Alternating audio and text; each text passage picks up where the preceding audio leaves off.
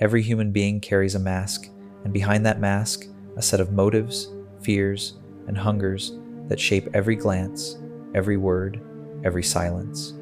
To move through life without perceiving these inner currents is to walk blind through a storm.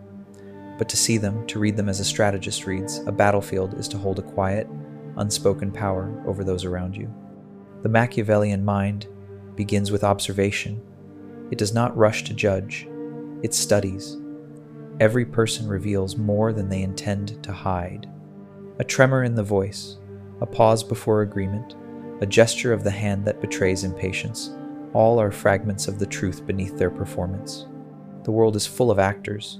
The strategist watches the play not for entertainment, but for information. Machiavelli himself wrote not for the idealist, but for the realist, for the one who understands that beneath all polite words lies the struggle for influence.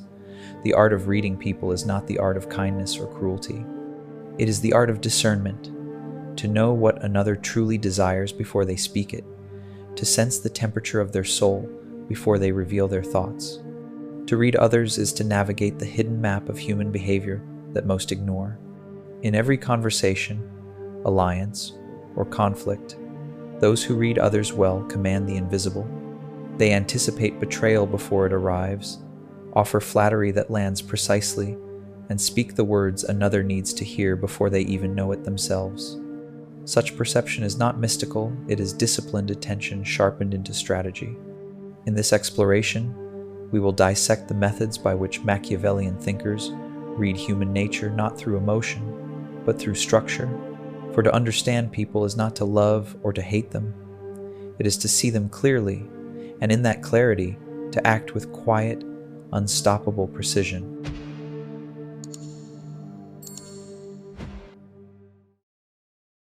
To read others, one must first accept an uncomfortable truth. People are predictable. Their impulses, though dressed in sophistication, follow ancient patterns. Every human seeks power in some form: control, validation, safety, admiration. Strip away the words, and you will see these primal forces moving beneath the surface. The Machiavellian strategist does not resent this nature. He studies it as a navigator studies the winds. The first task is to see the structure of the human machine. Observe how fear shapes behavior more than desire, how vanity clouds reason, how guilt drives obedience. Men and women may claim lofty principles, but when confronted with loss or praise, they reveal their true architecture. The key is not to moralize, but to recognize. Every person carries their own hierarchy of needs, and once you discern it, you can predict their choices. Machiavelli understood that the human heart is a territory of contradictions. A man will betray his ideals before he betrays his comfort. A woman may forgive an insult to her pride more easily than one to her ambition. These subtle priorities determine their movement in the game of power. To read them is to map their internal terrain, their loyalties, fears, and hidden hungers. Begin with observation, but do not stare. The powerful listener extracts truth without interrogation. Let others speak long enough, and they will reveal themselves entirely. They confess their weaknesses through complaints, their ambitions through what they praise, their insecurity through what they mock. Words are never random. They are instruments through which the soul unconsciously performs. But observation, without pattern recognition, is noise. You must learn to group behaviors, to see recurring motifs in the way people justify, react, or retreat. A timid person will hide aggression in sarcasm. A narcissist will disguise envy as advice. The Machiavellian mind does not take statements at face value. It interprets them as moves in a strategy, whether conscious or not. Each move reveals intent. Once you begin to see people as systems of predictable tension, fear, and ambition pulling against each other, you gain an extraordinary calm. No insult surprises you. No betrayal shocks you. You begin to see not good and bad, but function and motive. This detachment is not cruelty, it is clarity. To read human nature is to reclaim power from chaos. For in truth, the world is not ruled by reason, but by temperament, not by ideals, but by impulses. The Machiavellian strategist navigates this truth with composure. He neither condemns nor worships humanity. He simply understands it, as a chess master understands the movement of pieces, not with emotion, but with mastery. Those who see others clearly are no longer bound by their illusions. They become invisible architects of outcomes, guiding the world not through force, but through foresight. And foresight begins with the study of what never changes, the architecture of human nature. Words are the currency of deception. They are used not to reveal truth, but to mask it, to project an image that hides the true machinery beneath. The Machiavellian strategist listens not to what is said, but to what is avoided. Every silence, every hesitation, every sudden shift in tone is a fragment of concealed intention. To read people, you must learn to hear the language that exists beneath language. When a person speaks, they are not merely communicating, they are performing. Each phrase is chosen to craft perception, to appear stronger, kinder, more intelligent, or more helpless than they truly are. But the act of performance always leaks.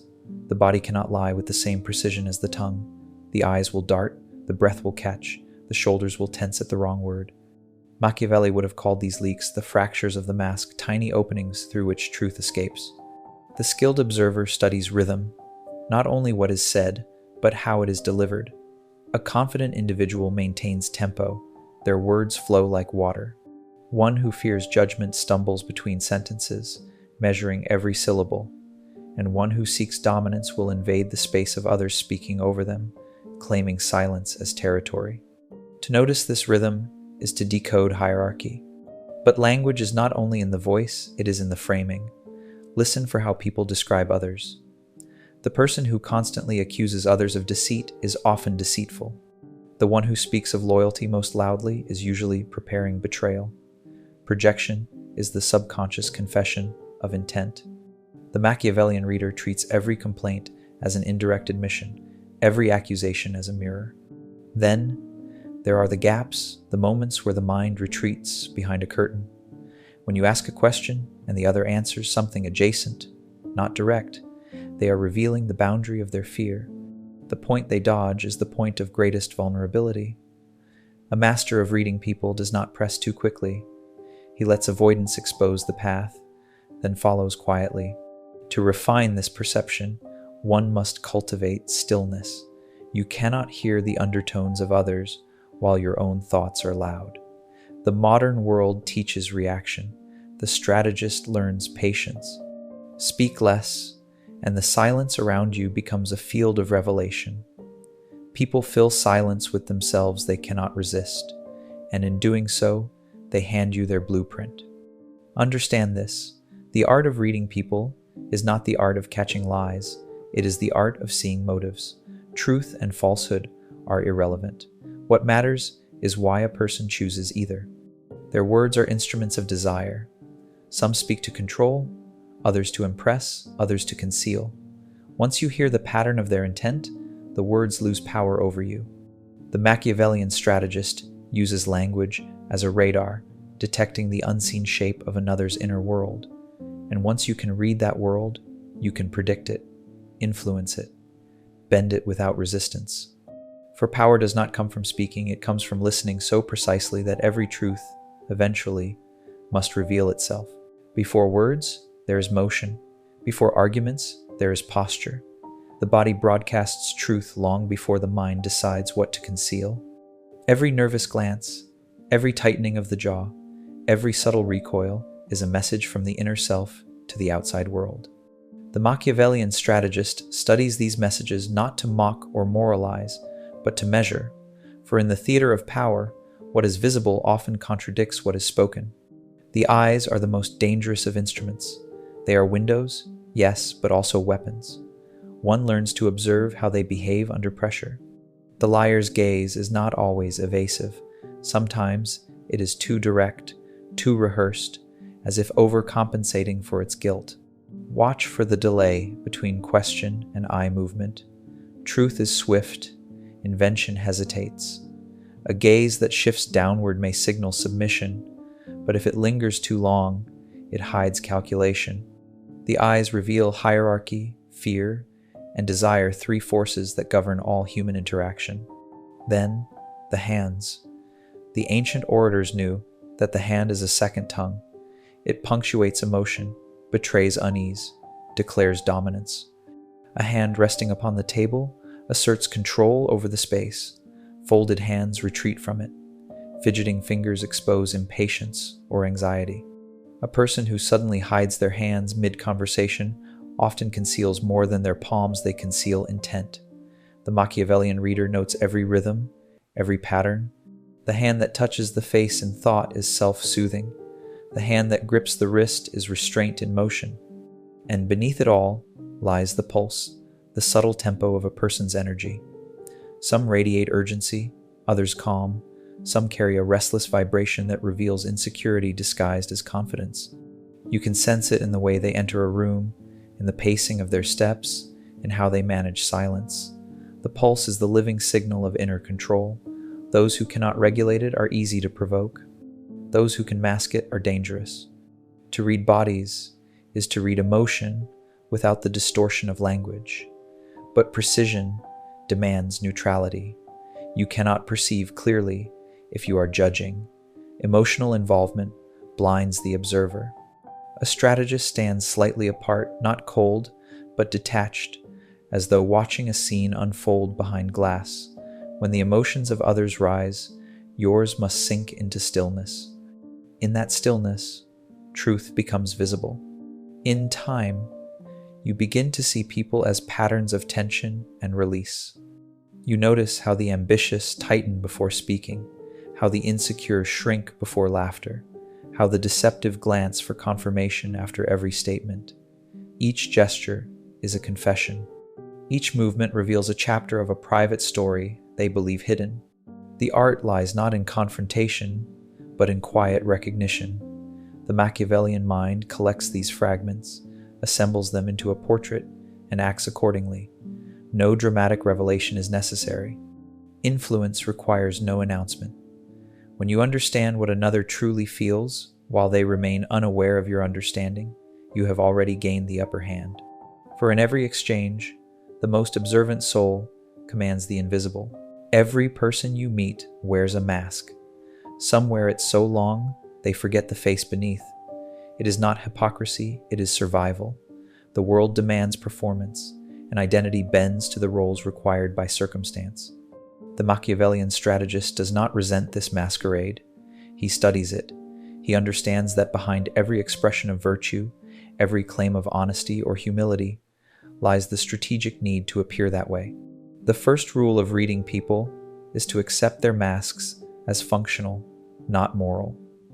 The lover's tenderness may conceal control. The leader's confidence may mask fear. People craft their surfaces for defense, not deception. Once you stop seeking sincerity and start seeking motive, the entire social landscape becomes transparent. The strategist asks not, "Is this real?" but "What purpose does this serve?" Every act, every tone, every gesture answers to a hidden calculation of gain and loss. But there is another layer, the mirror. People reflect what they believe will be accepted. They adjust their mask to the expectations around them. If you present warmth, they will reflect vulnerability. If you project power, they will offer compliance or challenge. The Machiavellian reader uses this reflex to extract information. By subtly shifting the mirror through posture, tone, or controlled silence, you can provoke the truth of another's character. How they respond to your mask reveals the nature of their own. Consider this: when you show confidence, the insecure retreat. When you show curiosity, the narcissist expands. When you show neutrality, the manipulator grows uneasy. People cannot help but reveal themselves in contrast to you. The Machiavellian strategist becomes a mirror that reflects selectively, guiding the other to expose what lies beneath their practiced expression. The untrained observer tries to tear off masks, believing that truth lies beneath. The strategist understands that the mask is part of the truth. It is the shape a soul takes under pressure. A man who must always appear virtuous fears judgment. A woman who insists on appearing indifferent fears vulnerability. These fears define them more deeply than their words ever could. There is power in wearing your own mask deliberately. Those who show all their emotions become predictable, and predictability is weakness. To master perception, you must master your own visibility. Reveal what you choose, conceal what you must, and ensure that your mask serves your purpose, not your insecurity. The Machiavellian mind does not reject appearance, it perfects it. In the game of human interaction, the mask and the mirror are instruments of control. By understanding how others perform, you gain freedom from their illusions. By mastering your own performance, you become unreadable, a silent force amid a world of actors. When you reach this point, people cease to confuse you. They play their parts, and you let them. You do not need to unmask them to know their truth. You see the machinery beneath, running as it always does, predictable and precise. The strategist watches, adjusts, and moves with quiet intention. For in the dance of masks, the one who knows he's wearing one always leads. Emotions govern more than reason ever will. People act not from logic, but from pressure, emotional gravity pulling them toward comfort or away from fear. The Machiavellian strategist does not condemn emotion. He weaponizes understanding of it. To read people well is to grasp which emotion rules them and how that rule can be used. Every individual has a dominant emotion, a driving current beneath their words. For some, it is pride. For others, anxiety, envy, or the hunger for validation. Find that core, and you hold the thread that moves them. Pride can be stroked or punctured. Anxiety can be soothed or intensified. Validation can be withheld until obedience becomes instinct. But these tools require precision, not cruelty. To use emotion clumsily is to expose your hand. The Machiavellian strategist manipulates feelings indirectly, as a sculptor shapes marble, never striking, only applying steady pressure until form emerges. The first step is identification. Watch for disproportionate reaction. The place where emotion flares beyond reason marks the person's vulnerability. A minor insult that provokes rage exposes insecurity. A gentle compliment that yields visible pleasure reveals hunger for recognition. Each response is a signal. Record them silently. They are coordinates on the map of control. The second step is calibration. Do not mirror the emotion, absorb it. When others are angry, grow calm. When they despair, remain composed. This imbalance grants authority. Emotional steadiness is magnetic. Those who lose control instinctively seek the one who does not. They look for grounding, approval, or leadership. The strategist provides it sparingly, teaching others to depend on his composure. Influence grows from this quiet dominance. Finally, direction. Once you understand what governs a person, you can channel that energy where you wish. Appeal to ambition to inspire loyalty. Invoke fear to prevent betrayal. Use empathy to disarm suspicion. Emotional leverage is not deceit, it is architecture. You build structures of motivation around another's inner design. The goal is not to destroy their will, but to align it with yours. The error of most people is to demand rationality from the irrational. They argue, explain, plead believing reason changes behavior, but behavior bends to emotion alone. Machiavelli observed this in princes and peasants alike. When fear, hope, or vanity are engaged, reason kneels. Therefore, the true reader of people does not debate, he directs feeling. Yet, mastery of emotion in others begins with mastery of emotion in oneself. If you cannot rule your own impulses, you will be ruled by the emotions you provoke. The strategist's power lies not in manipulation, but in immunity. He feels, but remains ungoverned by feeling.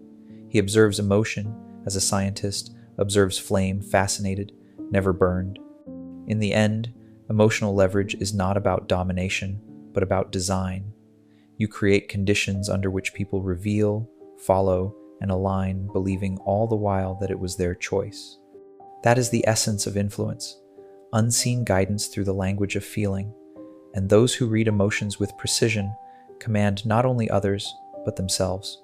In a world that shouts, silence is the purest form of authority.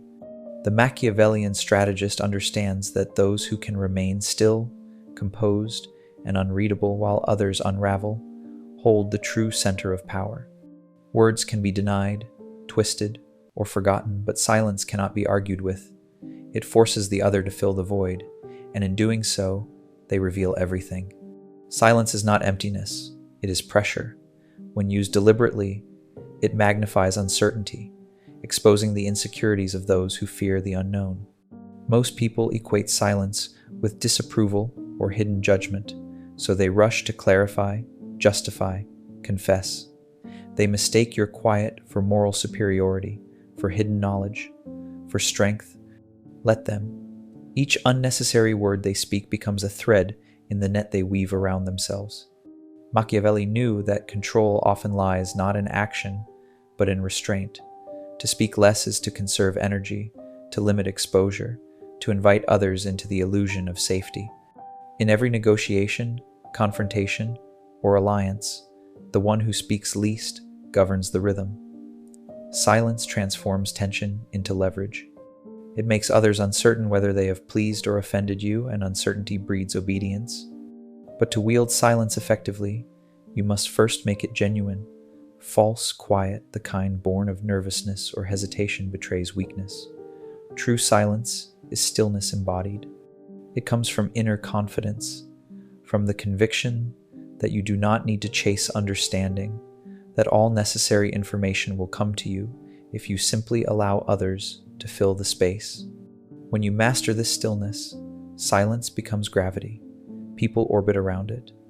Silence also creates reflection. In its presence, others become self-conscious, measuring their own words and behavior. They begin to question your thoughts, your approval, your judgment. That questioning is the seed of influence. You no longer need to persuade. They persuade themselves. You no longer need to command. They seek to satisfy the unseen will behind your quiet. In conversation, use silence as a scalpel, not a wall. Let it cut between statements, revealing the weak points in another's confidence. A pause before answering can make your next words carry double their weight.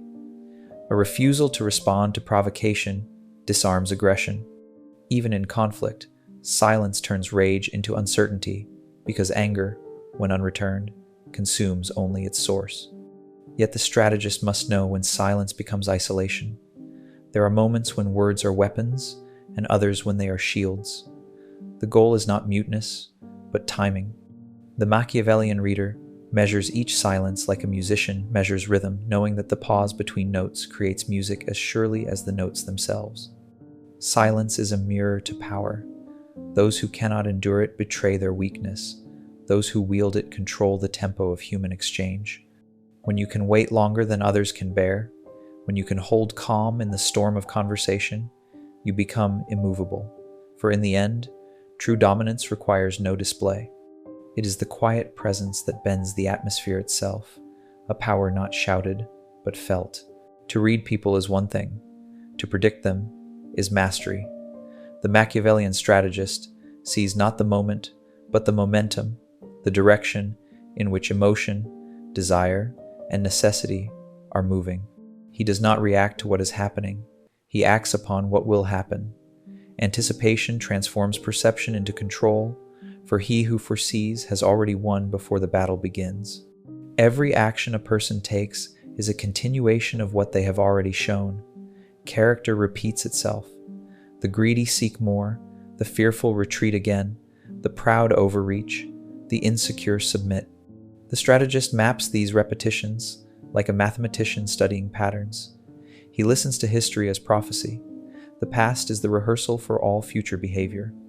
What one has done once in weakness, they will do again when pressure returns. To anticipate, begin by studying the forces that bind each person. What do they need most? What do they dread losing? Their next decision will orbit these 2 points. You need not know their plan, only their pressure. The lover will protect affection, the coward will protect safety, the ambitious will protect image. Once you know what they protect, you know what they will choose. Machiavelli observed that princes fall not from sudden betrayal, but from blindness to gradual change. The skilled reader detects shifts in tone, energy, or consistency long before words confirm them. A delay in response, a subtle distancing, a new politeness, all are tremors before an earthquake. The average mind notices only when collapse is visible. The strategist sees the cracks forming in silence. But anticipation also requires the mastery of time. Impatience blinds foresight. The Machiavellian strategist trains himself to wait, not in passivity, but in observation. Waiting allows the truth to ripen. When others rush to act, they reveal their intentions. When you wait, their plans unfold before you, like a map drawn by their own hand. To predict others, you must let them expose themselves through the rhythm of their own impatience. Use anticipation to shape perception. Subtly guide others toward the outcomes you already foresee, giving them the illusion of choice. People trust the path they believe they have chosen. Influence does not demand correction, it demands preemption. Set the stage so that when they act, they move exactly as you intended, believing it was their idea all along. Yet beware the arrogance of prediction. The future is fluid, and people are capable of surprise when desperation awakens them. The strategist never assumes omniscience, he assumes probability. He reads not destiny, but likelihood. He is ready for deviation, calm in uncertainty. To anticipate is not to control everything, it is to be unshaken when the unexpected arrives. The art of anticipation is the summit of reading others. It fuses patience, observation, and subtle influence into one quiet intelligence. Those who practice it move through life as if guided by hidden knowledge. They are never startled, rarely deceived, and always composed. For while others live in reaction, the Machiavellian strategist lives in foresight, one step ahead, unseen, inevitable.